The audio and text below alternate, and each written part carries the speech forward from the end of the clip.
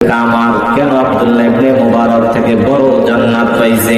ডাক দিয়া কয়, উখাতে আমার স্বামী তো এক নাম্বার গুণ ছিল, আজান শুনলে মসজিদে না যাইলে তার শরীর স্থির হইত না, চেহারা লাল হয়ে যাইত, মসজিদে না যাওয়া পর্যন্ত নিজেকে ঠান্ডা করতে পারত না।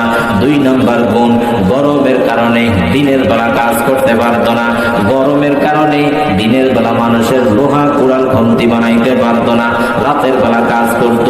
রাস্তার এই পারে আমার বাড়ি, ওই পারে আব্দুল্লাহ ইবনে মুবারকের বাড়ি। আব্দুল্লাহ ইবনে মুবারক রাতের বেলা ছাদে দাঁড়ায়া দাঁড়ায়া তাহাজ্জুদ নামাজ পড়তো, নফল নামাজ পড়তো। এই পার থেকে আমার স্বামীর দোকান থেকে আব্দুল্লাহ ইবনে মুবারকের ছাদ দেখা যায়। আমার স্বামী কাজ করতো আর চোখের পানি ফালাইয়া কান্না করতো, আল্লাহ আপনি আব্দুল্লাহ ইবনে মুবারকের ধনীও বানাইছেন, আবার আলেমও বানাইছেন। আব্দুল্লাহ ইবনে মুবারকের টাকার অভাব নাই, আবার আলেমও বানাইছেন। ওই টাকার অভাব নাই দেখা রাতের বেলা আপনার ইবাদতে কাটায়া দেয়। আমার আপনি গরিব বানাইছেন, আমার আপনি কামার বানাইছেন। এই কারণে আমি নিজের জীবিকা নির্বাহ করতে গিয়া আমি তো দিনের বেলা গরমে কাজ করতে পারি না, রাতের বেলা আমি কাজ করে করে আমার সংসারের জীবিকা আমি নির্বাহ করি। আব্দুল্লাহ ইবনে মুবারকের আলেম বানাইছি, আবার বড় লোক বানাইছেন, ধনী বানাইছেন। আমার আপনি কামার বানাইছেন। যদি আব্দুল্লাহ ইবনে মুবারকের মতো আমারও আপনি ধনী বানাই দিন, সারা রাত ভরে ভরে আমি আপনার ইবাদত বন্দেগীর মধ্যে কাটায় দিতাম। এই সারা রাত কান্না করতো আর বলতো, আল্লাহ আব্দুল্লাহ ইবনে মুবারক সারা রাত ইবাদত করে আমিও করতাম, আমার আপনি গরিব বানাইছেন, কামার বানাইছেন, এই বলে বলে কান্না করতো আর বলতো, আল্লাহ আমার আপনি কামার বানাইছেন। দুনিয়ার মানুষ আমার কামার ডাকে, ও আল্লাহ আপনার কাছে একটা আবদার, আপনার কাছে একটা দাবি, দুনিয়ার মানুষ আমার কামার ডাকে। আল্লাহ বড় খারাপ লাগে, আব্দুল্লাহ ইবনে মুবারক আলেম বলে ডাক দেয়, হুজুর বলে ডাক দেয়, আমার মানুষ কামার বলে ডাকে। ও আল্লাহ আপনার কাছে একটা আবদার, কিয়ামতের দিন আপনি আমাকে আপনার বান্দা বলে হাসরের ময়দানে একটা ডাক দিবে।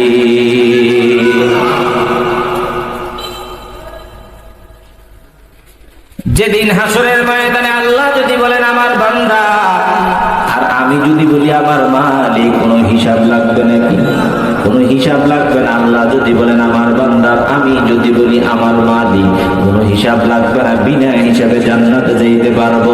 ও বাবা নবীর উম্মতের দল, খাদেম ডাক দিয়া কয়, ও বিবি বুঝতে পারছি তোমার স্বামীকে আল্লাহ কেন আব্দুল্লাহ ইবনে মুবারকের থেকে বড় জান্নাত দিয়ে দিবেন। আল্লাহ পাক রব্বুল আলামিন মুমিনের যে 3টা গুণ বয়ান করছে, ওই 3টা গুণের 1 নাম্বার গুণ তোমার স্বামীর মধ্যে ছিল। এই কারণে আল্লাহ পাক ওই আব্দুল্লাহ ইবনে মুবারকের থেকে তোমার স্বামীকেও বড় জান্নাত দিয়ে দিয়েছে। মুমিনের 1 নাম্বার গুণ, মুমিনের সামনে আল্লাহর নামের জিকির হইলে মুমিনের অন্তর কম্পন সৃষ্টি হয়ে যাবে। 2 নাম্বার গুণ, ওয়া ইযা তুলিয়াত আলাইহিম আয়াতুহু যাদাতুহুম ঈমানা। আমার আল্লাহ তাআলা জানায় দেন, মুমিনের সামনে যখন কোরআনের তেলাওয়াত করা হবে, ওই মুমিনের ঈমান বাড়ায়া দিবেন কে? মুমিনের সামনে কোরআনের তেলাওয়াত হলে মুমিনের ঈমান বেড়ে যাবে, ঈমান আমার আল্লাহ বাড়ায়া দিবেন।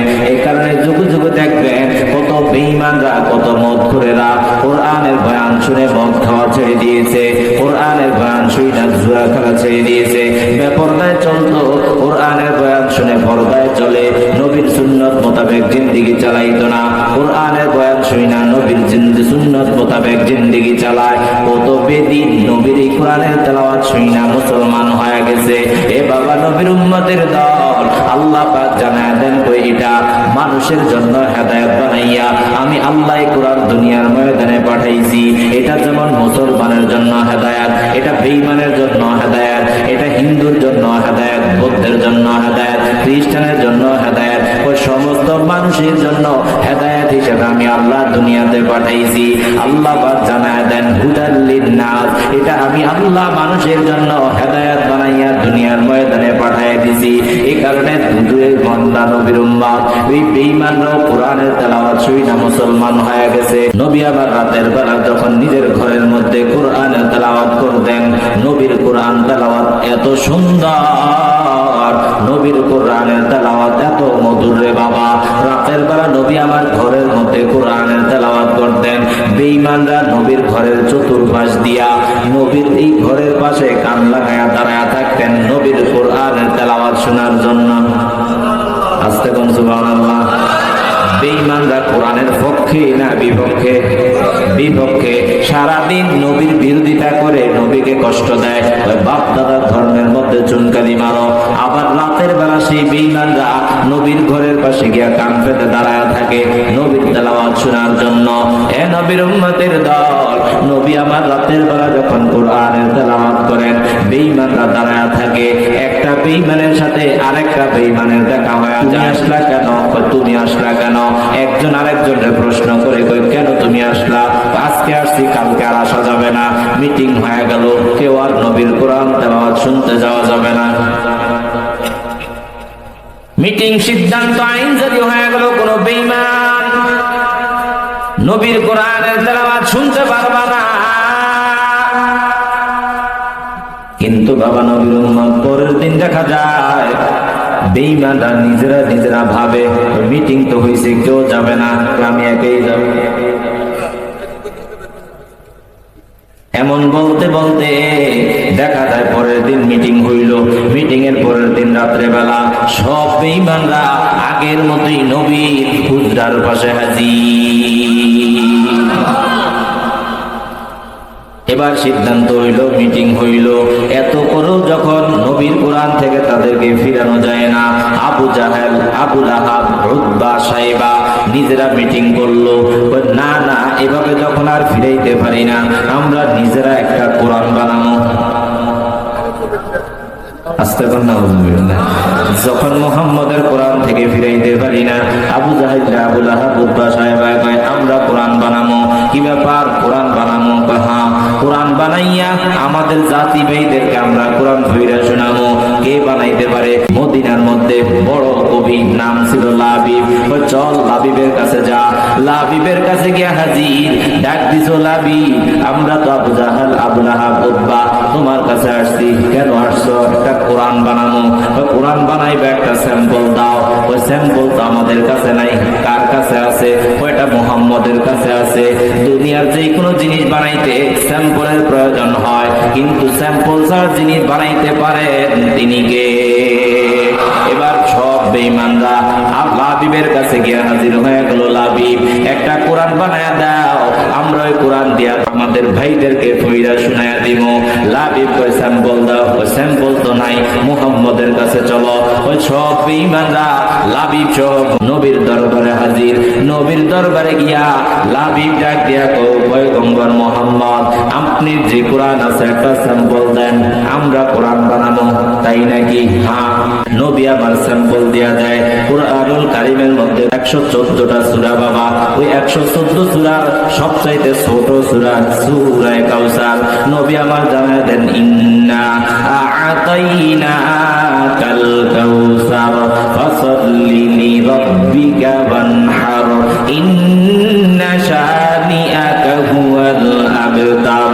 নবী আমার সবচাইতে বড় সূরা শোনার নাই, সবচাইতে ছোট যে সূরা, ওই সূরা নবী আমার তেলাওয়াত কইরা শোনায় দেন। ওই সূরা তেলাওয়াত করতে দেরি হয়। লাবিব বিশ্ব কবি, এমন বড় কবি, ওই লাবিবের চোখ থেকে টপ টপ করে পানি পড়া আরম্ভ হয়ে যায়।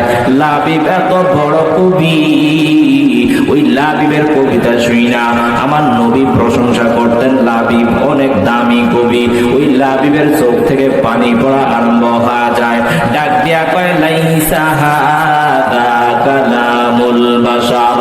লাবিব কয়, না না পয়গম্বর, এটা দুনিয়ার কোন মানুষের বানানো কিতাব না, এটা আসমানি কিতাব, এটা আসমানি ওহী।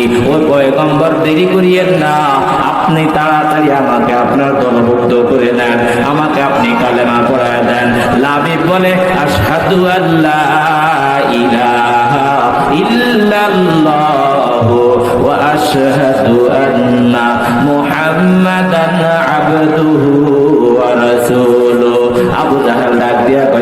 কয় লাবিব, তোরে আনছি কোরআন বানাবার জন্য, তুই দি কোরআন না বানাইয়া তুই দি মুহাম্মদের দলে ঢুকে গেলি। লাবিব ডাক দিয়া কয় আবু জাহাল, মুহাম্মদ যে বাণী আমারে শুনাইছে এটা দুনিয়ার কোনো বাণী না, এটা দুনিয়ার কোনো কিতাব না, এটা দুনিয়ার কোনো কথা না, এটা আসমানি বাণী, এটা আসমানি ওহী। এই আসমানি কিতাব, আসমানি ওহী যার উপরে আসবে, এ বাবা এটা দুনিয়ার সাধারণ কোনো মানুষ না, এটা দুনিয়ার সাধারণ কোনো মানুষ হতে পারে না। যার উপরে আসমানি কিতাব আসবে, আসমানি ওহী আসবে, ও দুনিয়ার কোনো সাধারণ মানুষ না, ও আল্লাহর নবী, ও আল্লাহর নবী, ও আল্লাহর নবী।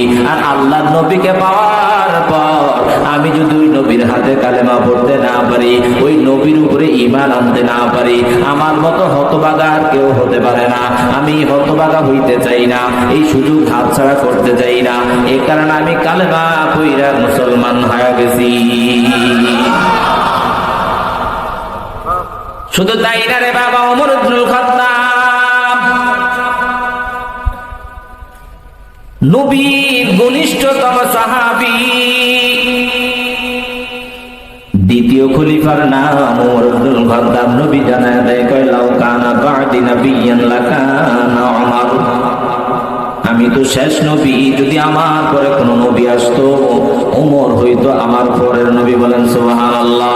ওই ওমর ইবনুল খাত্তাব মুসলমান হওয়ার আগে তরবারি নিয়া ছুটতেছেন, মুহাম্মদ নবী নাকি আমাদের বাপ দাদা ধর্মের বিরুদ্ধে চুনকালি মারে, বাপ দাদা ধর্মের বিরুদ্ধে বয়ান দেয়, বাপ দাদা ধর্মের বিরুদ্ধে কোন আল্লাহর দাওয়াত দেয়।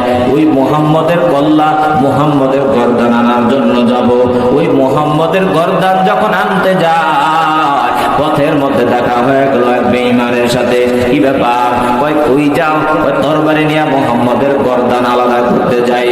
মুহাম্মদের গর্দান কেন কাটবা? আমাদের বাপ দাদা ধর্মের বিরুদ্ধে চুনকালি মারে। আগে মুহাম্মদের ধর্ম, মুহাম্মদের গর্দান কাটবা এটা পরে, আগে তোমার ঘরে খবর নাও, তুমি পরের ঘরে বাতি দিবা পরে, আগে তোমার ঘরে খবর নাও। তোমার বোন আর বোনের জামাই ভগ্নিপতি, তারাও তো মুসলমান হয়ে গেছে, তারাও তো মুহাম্মদের হাতে কালেমা পড়া মুসলমান হইছে। মুহাম্মদের গর্দান পরে কাটো, আগে তোমার বোন ভগ্নিপতির গর্দান নিয়ে যাও। রূপটা পরিবর্তন কইরা চলছে তার বোনের ঘরের দিকে, ঘরের পাশে গিয়া দেখে গুনগুন গুনগুন করে কোরআনের তেলাওয়াত ঘরের থেকে আওয়াজ আসতেছে। ঘরের ভিতর থেকে গুনগুন আওয়াজ, ডাক দিছে বাহির থেকে, কি ব্যাপার? দরজা খোল। কে? আমি তোমার ভাই ওমর। দরজা খুললে বোন কোরআনকে পিছনের মধ্যে লুকায়া ফেলে। ওই কি লুকাইছো? কয় কোরআন লুকাইছি। ওই একটু দেখ। কয় না, তুই না পার, তোর কাছে দেওয়া যাবে না। কোরআন কই পাইলি? কয় মুহাম্মদ নবী আমার কাছে পাইছি। কই এটা কেন কালিমা ধর্ম গ্রহণ করলি? আল্লাহর কালিমা ধর্ম গ্রহণ করেছি, নবীর হাতে কালেমা পড়েছি। কয় ধর্ম ছাড়, মুহাম্মদের হাতে বায়াত ছাড়, কোরআন ছাড়, অন্যথায় গর্দান আলাদা কইরা দিব। ওমরের বোন ডাক দিয়া কয় সাবধান, কালেমা পড়েছি, নবীর হাতে মুসলমান হয়েছি, আল্লাহকে পাওয়ার জন্য, জান্নাত পাওয়ার জন্য তুমি গর্দান আলাদা করবা, ঈমান আলাদা করতে পারবা না। তোমার দে মুসলমান, তোমার দে মুসলমান, তোমার দে মুসলমান, তোমার দে মুসলমান। এক হাত মে তলওয়ার, এক হাত মে কুরআন, এক হাত মে তলওয়ার, এক হাত মে কুরআন। এ বাবা, নবীর উম্মতের দল মুসলমান হইলে এমন মুসলমান, এক হাতে থাকবে তলোয়ার, অন্য হাতে থাকবে কোরআন। ওমর এবার ডাক দিয়ে কই, বোন ইসলাম ছাড়, ইসলাম যদি না ছাড়ো তোমার গর্দান আলাদা হয়ে যাবে। বোন ডাক দিয়া কয়, গর্দান আলাদা করতে পারবা, কিন্তু শরীর থেকে ইসলাম আলাদা করতে পারবা না। সুবহানাল্লাহ। এ নবীর উম্মতের দল, বোন যেমন কয় না না, ইসলাম ছাড়বো না, তুমি আমাদেরকে মারতে পারো, আঘাত করতে পারো। ওমর গরম মেজাজি মানুষ, ওই তরবারির উল্টো পিঠ দিয়া বোনকে আঘাত করে বসলো, তার ভগ্নিপতিকে আঘাত করে বসলো।